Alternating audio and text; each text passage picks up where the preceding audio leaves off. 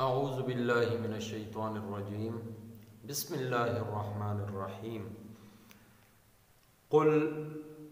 اے پیغمبر علیہ الصلاۃ والسلام آپ کہہ دیجئے، ان کانت اگر ہے لکم تمہارے واسطے الدار الآخرہ آخرت کا گھر عند اللہ اللہ کے ہاں خالصتاً تنہا من دون الناس سوا اور لوگوں کے فتمنوا الموت پس تم تمنا کرو مرنے کی ان کنتم صادقین اگر ہو تم سچے ولن یتمنوہ اور ہرگز تمنا نہیں کریں گے اس کی ابداً کبھی بھی بما بسبب اس کے جو قدمت آگے بھیج چکے ایدیہم ان کے دونوں ہاتھ واللہ اور اللہ تعالی علیم خوب جانتا ہے بالظالمین ظالموں کو وَلَتَجِدَنَّهُمْ اور ضرور تو پائے گا ان کو احرص الناس سب لوگوں سے زیادہ حریص علی حیات زندگی پر وَمِنَ الَّذِينَ أَشْرَكُوا اور مشرکوں سے بھی زیادہ حریص یود چاہتا ہے احدہم ہر ایک ان میں سے لو یعمر کہ ہو اس کی عمر الف سنہ 1000 برس وما ہوا اور نہیں ہے وہ بمزحزحہ اس کو بچانے والا من العذاب عذاب سے ان یعمر اس قدر جینا واللہ بصیر اور اللہ تعالی دیکھتا ہے بما یعملون جو کچھ وہ کرتے ہیں۔ سورہ بقرہ کا 11واں رکوع یہاں مکمل ہوا۔ آیت نمبر 94 سے لے کر 96 تک ترجمہ اور تلاوت آپ نے سماعت فرمائی۔ اللہ جل جلالہ نے بنی اسرائیل کے دعوی ایمانی کا کذب اور جھوٹ 5 دلائل کے ساتھ گزشتہ آیات میں واضح فرمایا۔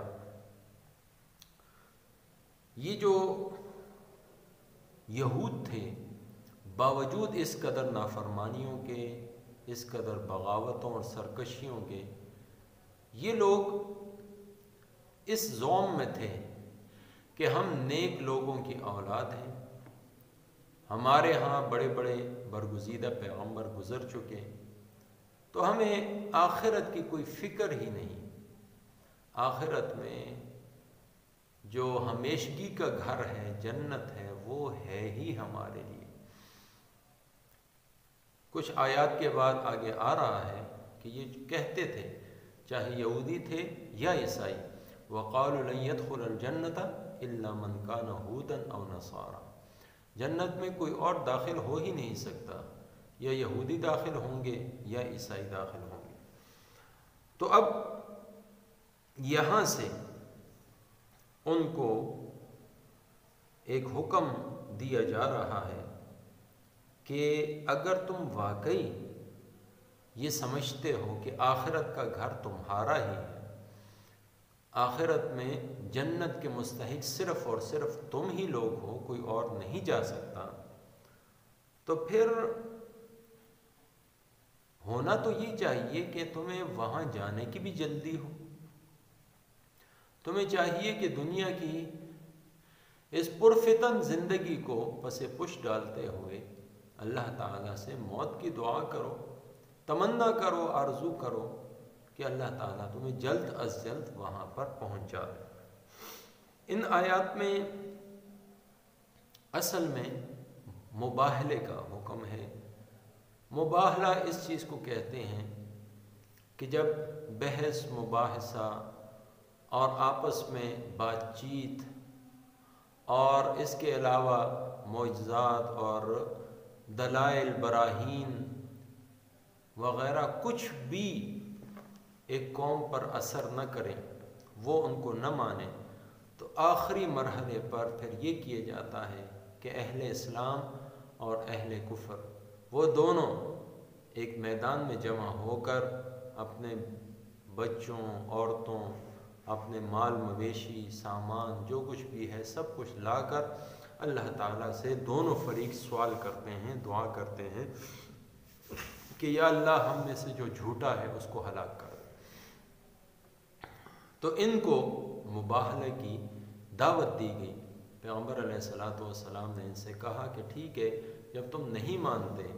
اور اپنی تورات کی نشانیوں کو بھی نہیں مانتے، میں جو براہین اور واضح معجزات لے کر آیا ان کو بھی نہیں مانتے، تو اب آخری حل یہ ہے کہ ہم دونوں نکلتے ہیں اپنے پوری قوم کے ساتھ اور چھوٹے بڑوں کے ساتھ، اور میدان میں جا کر اللہ سے سوال کرتے ہیں، اللہ تعالیٰ کے آگے ہاتھ پھیلاتے ہیں کہ یا اللہ ہم میں سے جو جھوٹا ہے اس کو ہلاک کر دیں۔ یہ مباہلہ کا جو چیلنج ہے نہ صرف یہودیوں کو دیا گیا بلکہ عیسائیوں کو بھی، جب نجران کے عیسائی آئے تھے اور بات چیت ہونے کے بعد پھر بھی وہ نہ مانے، تو آخری مرحلے پر ان کو یہی کہا گیا تھا کہ تم اور ہم اپنے سارے جتنے بھی خاندان کے لوگ ہیں، چھوٹے ہیں بڑے ہیں، ان کو بھی جمع کرتے ہیں اور اپنے مال مویشی بھی لے آتے ہیں، جو کچھ سامان ہے وہ بھی لے آتے ہیں، اور اللہ تعالیٰ سے سوال کرتے ہیں کہ یا اللہ جو جھوٹا ہے اس پر اپنی لعنت بھیج دے۔ تو جب یہودیوں سے یہ کہا گیا تو ساتھ میں اللہ تعالیٰ نے یہ بھی فرما دیا کہ وَلَن يَتَمَنَّهُ أَبَدًا، ایسا کام یہ ہرگز نہیں کریں گے۔ اللہ تعالیٰ کو معلوم ہے کہ ان لوگوں کے اندر کھوٹ ہے، یہ لوگ کبھی بھی مسلمانوں کے سامنے آ کر یہ نہیں کہہ سکتے کہ یا اللہ ہم میں سے جو جھوٹا ہے اس پر اپنی لعنت بھیج دے یا اس کو ہلاک کر دے، اس لیے کہ ان کو پتہ ہے کہ ہم جھوٹے ہیں۔ اور انہوں نے آپس میں بھی یہ بات پھر کی کہ دیکھو اگر تم ان کے ساتھ مباہلے کے لیے چلے گئے اور ایک میدان میں جمع ہو کر تم نے دعا کر لی تو تم سب کے سب ہلاک ہو جاؤ گے۔ اور اسی طرح حدیث شریف میں بھی یہ مضمون آتا ہے کہ اگر یہ یہودی وہاں پر آ جاتے اور اللہ تعالیٰ سے دعا کرتے تو اس کے نتیجے میں سارے کے سارے یہودی ہلاک ہو جاتے، روئے زمین پر ایک بھی یہودی نہ بچتا۔ تو ان کو اپنا عمل وہ بالکل معلوم ہے، بما قدمت ایدیہم، جو انہوں نے آگے بھیجا ہوا ہے، جو اعمال انہوں نے بھیجے ہوئے ہیں، یہ کبھی بھی اس چیز کی تمنا نہیں کریں گے کہ ہمیں موت آئے اور دنیا سے ہم آخرت کی طرف جائیں۔ اور اللہ تعالیٰ کو تو ہر ظالم کا، ہر ظلم کرنے والے کا، ہر گناہ کرنے والے کا، جرم کرنے والے کا پورا علم ہے۔ تو اللہ تعالیٰ نے ان کے دلوں کے راز کو کھول دیا کہ یہ لوگ کبھی بھی موت کی تمنا نہیں کریں گے، اور یہی ہوا جب ان سے کہا گیا تو انہوں نے اس چیز سے انکار کر دیا۔ اللہ تعالیٰ پھر فرماتے ہیں وَلَتَجِدَنَّهُمْ أَحْرَصَ النَّاسِ عَلَىٰ حَيَاةٍ، یہ لوگ زندگی کے معاملے میں بہت زیادہ حریص ہیں، حالانکہ یہ یہودی ہیں، اہل کتاب ہیں، آخرت پر ان کا یقین ہے، اور اسی لیے یہ کہتے ہیں کہ آخرت ہماری ہے، قیامت ہماری ہے، جنت ہماری ہے،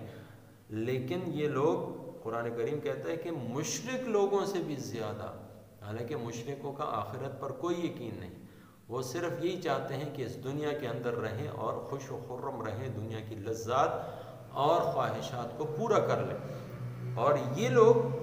ان سے بھی ایک قدم آگے ہیں۔ یہ لوگ چاہتے ہیں کہ ہمیں بڑی بڑی عمریں ملیں، بڑی زندگیاں ملیں، ہماری عمر کم از کم 1000 سال ہو۔ تو یہ بات یاد رکھیے، اللہ تعالیٰ فرماتے ہیں کہ وَمَا هُوَ بِمُزَحْزِحِهِ، اگر اتنی عمر بھی دی جائے، 1000 کیا 10,000 سال بھی دے دی جائے، یا ابلیس کی جو عمر ہے وہ بھی دے دی جائے، تو ان لوگوں کو عذاب جہنم سے وہ ہرگز نہیں بچا سکتے، اس لیے کہ جو روح دنیا میں آئی ہے اس نے ایک نئے دن دنیا سے جانا ہے، اور قبر اور پھر حشر سے ہوتے ہوئے اس کا پھر آخری انجام یا جنت ہے یا جہنم ہے۔ یہ تو سب ہو کر رہے گا. تو اس لیے اگر کسی نے ہزاروں سال کی زندگی بھی پائی ہے تو اس نے بالآخر اس دنیا سے کوچ کرنا ہے. اور اللہ تعالیٰ سے تو کسی کا کوئی عمل خفیہ نہیں ہے، پردے میں نہیں ہے. بصیر بما یعمل، اللہ تعالیٰ ہر ایک کے عمل کو دیکھ رہے ہیں، لیکن ساتھ میں وہ حلیم بھی ہیں، بردبار بھی ہیں. اللہ تعالیٰ واضح اور کھلم کھلا نافرمانیوں کو، کفر کو، شرک کو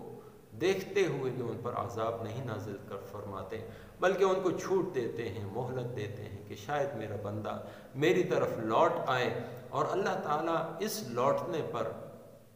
اس رجوع کرنے پر اس کو مالا مال فرما دیتے ہیں. اللہ تعالیٰ بہت خوش ہوتے ہیں. اللہ تعالیٰ مجھے، آپ کو اور تمام مسلمانوں کو صحیح، سچی اور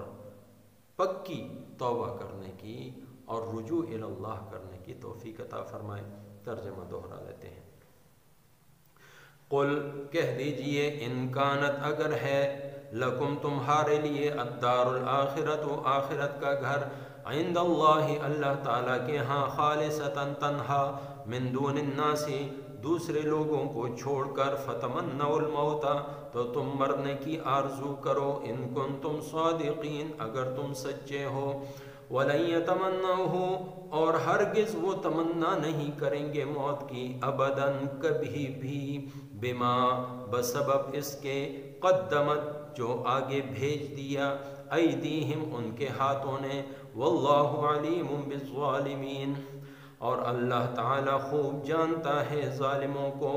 وَلَتَجِدَنَّهُمْ اور ضرور تو دیکھے گا ان کو، احرص الناس سب لوگوں سے زیادہ حریص، علی حیات زندگی پر، ومن الذین اشرکوا اور زیادہ حریص مشرکوں سے بھی.